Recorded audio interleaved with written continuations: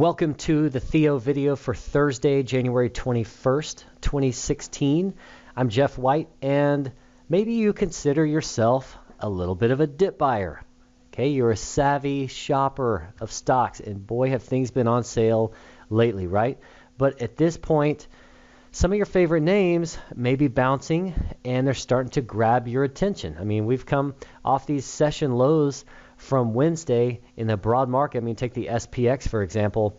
You know, this index was down to the 1812 level midday on Wednesday, and we saw a big lift off the low into the close on Wednesday, and then a little bit of continuation today with about a 9-point lift here in the S&P. But, you know, look, it ain't pretty yet still out there. You know, the Russell was actually negative on today's session, so it remains kind of a questionable look here. If I can get this chart to load. But, you know, a pretty feeble looking bounce here attempt, especially with exactly 1 day of upside so far. And, you know, Nasdaq, technically today it finished the day green, but it was less than 1 point. So, I mean, I'm kind of the opinion that maybe we should paint this yellow instead of green. It's not red, but it sure ain't much green. So, you know, we know that a bounce is coming at some point, but to what extent? And we know that more selling will eventually hit the market as well. But to what extent? I mean, we're going to have to see. But in the meantime, maybe you feel like buying something and you're kind of wondering, where do you turn? Well, you know, as you see the market and you know, some of the stocks that you watch maybe are attempting to rally into this little bit of a lift off of Wednesday's low, it's tempting sometimes to chase some of those stocks that are exhibiting a little bit of short-term strength. But at this point, selectivity is just so crucial to consider. So, I mean, we don't have much technical evidence yet at this point to say that Wednesday's low is going to hold. So it's really important right now to sort of take the mentality of, you know, dancing between the raindrops. And once this initial lift from the lows begins to fade, we could see the return of some pretty intense selling once again. I mean, it's not all that out of the question given how much that we've had in terms of selling pressure lately. I mean, we literally are less than 2 days removed, less than 2 sessions removed from a fresh new 52-week low in the SPX. So it's not as if the mood out there is real rosy. So the long side should be traded with really a great deal of caution here. And knowing that, it then kind of comes down to the names that you're selecting. Yes, you can spread off your risk in any position, and you can keep your risk defined in that way. But even if you do, it's pretty important that you're turning to the names which are, you know, exhibiting something other than what may just be fleeting strength. And you can see today's close here in the SPX well off of the session high. So, you know, a little bit of strength was exhibited with a 9-point gain, but still a lot of fleeting strength in that regard. And so, you know, you need to be especially avoiding stocks that are, you know, caught in major downtrends. And, you know, there are those stocks which have, you know, technically fallen apart and, you know, which can, you know, be seen as turning a little bit higher off their lows lately. I mean, this SolarCity, it finished the day negative, but, you know, we've seen a big lift off this low from Wednesday of 27.5. So even though it gave up some ground today, it's still off of that low. And, you know, that proverbial rubber band got really stretched. And so this thing has snapped back a little bit. But, you know, the moves back up, you know, in a name like this, they can be swift. They can be really violent. And it can be lucrative for the daring trader who's willing to get long in the face of this type of weakness. But these kinds of names are not really the best ones to turn to. I mean, maybe you see a stock like Chipotle, CMG, and we know obviously the negative news flow surrounding this particular stock. You know, it's moved up considerably. We saw basically about a 20% lift off this low of $3.99 into the high of, you know, 478 or so a couple of sessions ago. But, you know, trying to get long these types of names, they tend to involve kind of an additional risk factor given that they're still technically broken, okay? They're beneath some support that's been broken, right? And that's not a good thing. There's been lots of distribution days lately. You see all this heavy downside volume. I mean, to put it plainly, it's not much of a resume here. So when it comes to trying to find something with perhaps a little bit less danger tied to it, and just to be clear, there is nothing that can be fully declared safe. So every trade out there, all trades, they involve risk.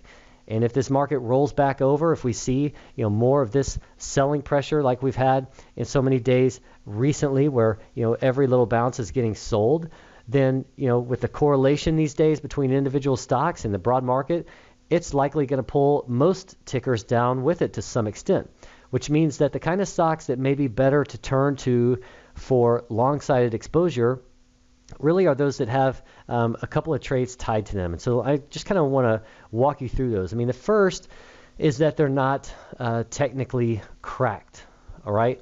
And they're not coming off a brand new 52-week low like the S&P, let's say, over the last couple of days. I mean, maybe they've held above some recent support zones, and so you've kind of got that going for a stock like a Walmart, and wherever those support zones happen to be, you're seeing a short-term pullback that has held above some support. It's not necessarily caught in a multi-month decline, and it's not coming under this constant pressure like we've seen in the averages lately. So, something like a Walmart is a good example of a stock that's not technically broken. So that's one thing to be looking for. Another one is to consider whether or not a stock has shown some relative strength compared to the broad market over the past few weeks. That doesn't mean that it's an all clear signal to get long, but it does indicate the presence of less weakness and perhaps something which is moving maybe more to the beat of its own drummer. So something like a Children's Place, PLCE, is a good example of a stock that's been holding up well here of late, especially compared to the broad market. There's a third trait that you really might want to consider when you're looking for a stock, and that is one that's actually been moving higher over the past few weeks. And that, of course, encompasses some relative strength, but I'm actually referring to price actually advancing during the stretch of that time. And so, I'm not referring to inverse ETFs, by the way. I mean, I'm talking about something like a Macy's that's been, kind of gradually recovering here off of the low that it had set several weeks ago, and has kind of been seeing some very minor dips, shallow pullbacks along the way as it's been working its way back up. I mean, it's a very different look when you run across this type of a chart compared to many other names out there. But, ultimately, you just want to avoid stocks which are still caught in downdrafts. And when you see upside volume repeatedly dwarfed by recent downside volume, okay, I'm just going to kind of highlight these advances here on the volume chart.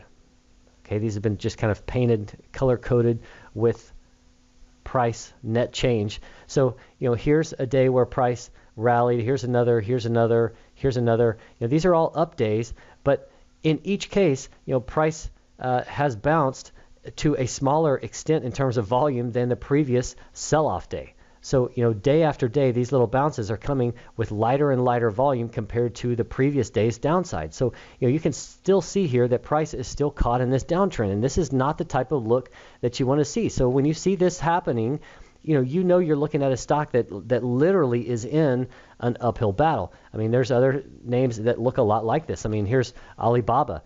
And, you can see here, after kind of falling out of this compression pattern here to the downside, we've seen a few bounce attempts here in recent days. But here again, we're seeing much lighter upside volume compared to, these days of distribution in terms of heavy downside volume. So, stocks like FedEx or Alibaba, I mean, they might be able to put together a big rally. Who's to say that they can't? But from a technical standpoint, they've really got their work cut out for them, and therefore they don't belong at the top of the go-to buy list. So stay really selective out there if you're looking to get long. I mean, this market remains in a pretty precarious position out there, and that means that traders may continue to pick on the weakest names, which makes for some pretty tough sledding on the long side if you're early trying to nail some kind of a turning point in these stocks that have sold off to a great extent of late. All right, thanks for stopping by TheoTrade. We're still offering free access for the remainder of January, so be sure and join us in the chat room if you can, or hit up the archives to catch up on the day's events. All right, thanks for stopping by, and enjoy your Friday.